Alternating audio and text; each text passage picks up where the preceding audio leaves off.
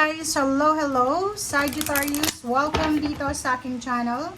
Kapalaran 888 Sagittarius. Alamin natin kung anong messages, vibration, gabay, energy para sa lahat. Tayo general reading, pwede kang makaresonate. Gamitin mo ang iyong intuition sa panunood. Okay, sorry. Sagittarius. Okay, first card natin, come out of the closet. Amaterasu. Amaterasu. Okay, Sagittarius to, first and energy din. Tingnan natin sa second deck mo kung ano. Okay. Second is romance. Wow. Okay. Sagittarius, nakafocus na naman tayo sa relationship. Sa several readings mo, puro relationship yung lumalabas. So dito, tingnan natin, come out of the closet. Comfort zone. Okay? Romance. So, in terms of relationship, intimate relationship, meron ka na ginagawa sa ngayon dahil sa comfort zone mo, komportable ka. Di ba? Parang ganon. Siguro may kailangan kang i-discover. Kailangan mong lumabas sa comfort zone mo para i-discover kung ano yung mga available options or choices sa paligid mo. Kung hindi ka pa naman kasal, nanliligaw ka pa lang, nililigawan ka pa lang, huwag kang magsisettle sa taong yan kung hindi ka sigurado. Go outside, literal, go outside, lumabas ka, tingnan mo, maraming tao dyan sa paligid mo. Million yung tao, billion yung tao, di ba? So, huwag kang magsisettle sa isang bagay na hindi mo sigurado, okay? Yun nga yung mantra ng ating tarot is, if hindi ka sigurado pag nasa crossroad ka, huwag kang gagalaw, huwag kang gagawa ng action. Okay?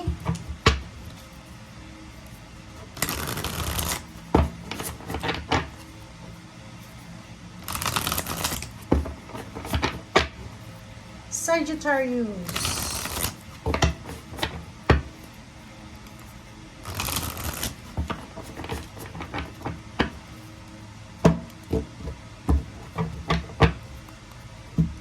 Okay, first card and second card. Woo! Nakakaloka. Okay, Sagittarius, comment down below if you resonated. Sagittarius, isang away, isang gulo, isang kompetisyon sa paligid mo, ang posibleng nangyayari. It's either relationship problems, family problems, work, parang ganon, competition sa trabaho. Sinasabi sir dito ng barahan na huwag kang makikisali. Two of Swords, kailangan mong pag-isipang mabuti bago ka makipagkompetensya, bago ka sumali sa mga away na yan, pag-isipan mo ng mabuti. Okay?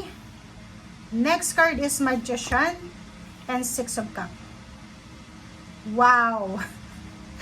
Isang magical, isang hindi inaasahang pangyayari ang ibabalik sa'yo ng ating Panginoon, ng ating universe. So, ano yon?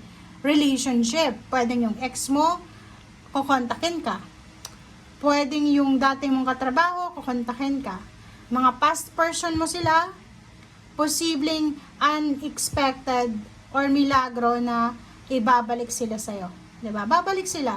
It's either hindi pa tapos yung role nila sa buhay mo, or talagang naka-destiny sila na bumalik sa buhay mo. Okay?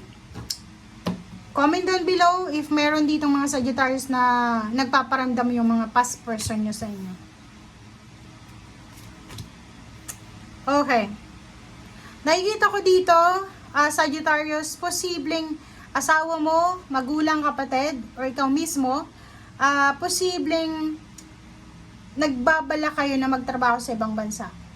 Kung ikaw naman ay single, looking for relationship ka ba? Pwede kang maging swerte sa pagkakaroon ng asawa na ibang lahi. Or pwedeng Pinoy din siya or Pinay, pero nakatira siya talaga sa ibang bansa. Or nagtatrabaho sa ibang bansa.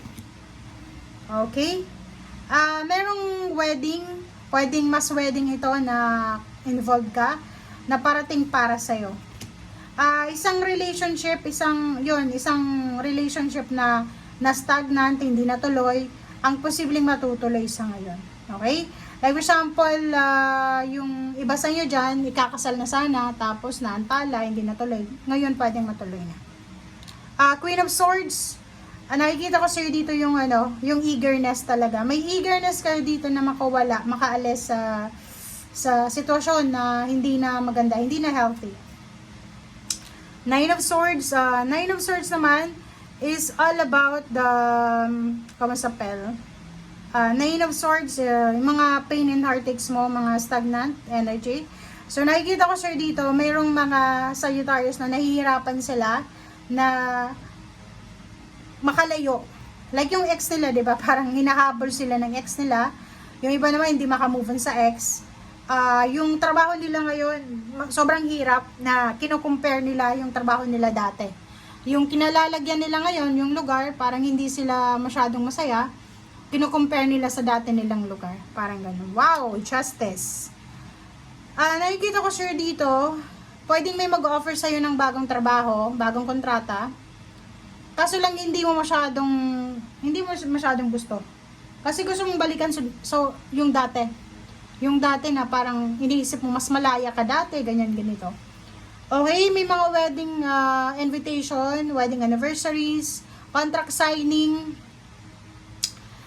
Meron ditong kontrata, bagong kontrata sa bahay kung ikaw lang ay nagre-rent. Pwedeng bibili ka ng bahay, lupa, sasakyan, parang ganun. Basta maraming papeles dito, may kailangan kang ayusin na papeles. Okay, sa ilalim niya is 7 of disc.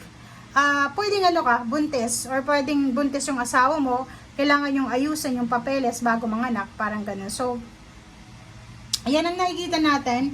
Paki-comment sa comment section guys. And kung makikita mo dito sa The World card, tapos 4 of Wands, posibleng merong mga financial offer or financial help from other country. Pwedeng makikilala ka, manliligaw, kaibigan, kamag-anak sa ibang bansa na pwedeng matulungan ka nila sa mga financial problems mo sa buhay. Okay? And yung iba naman sa inyo dito, nasa 5 of Wands ka, diba? 5 of Wands, maraming competition, maraming mga away sa paligid mo. Sa loob ng trabaho, ang daming nag-aaway-away. Kaya yung iba gustong bumalik sa dati nilang trabaho. Yung iba naman, relationship, yung bago mong relationship, hindi ka tanggap ng mga in-laws mo, parang ganun. So parang iniisip mo na mas maganda yung dati mong relationship kasi hindi ka masyadong nasasaktan. Okay? And this week din, sinasabi ng baraha, if makakahawa ka ng pera, make sure na maging maingat ka sa paggastos. Huwag masyadong maluho, huwag kang masyadong gastos ang gastos. Yung justice dito is good karma. Okay? So, pwedeng may darating na pera or posibleng may lalabas. Basta sinasabi din sa'yo na balanse dapat yung ating paghawak ng pera, pag-handle this week. Okay? Thank you guys. Bye!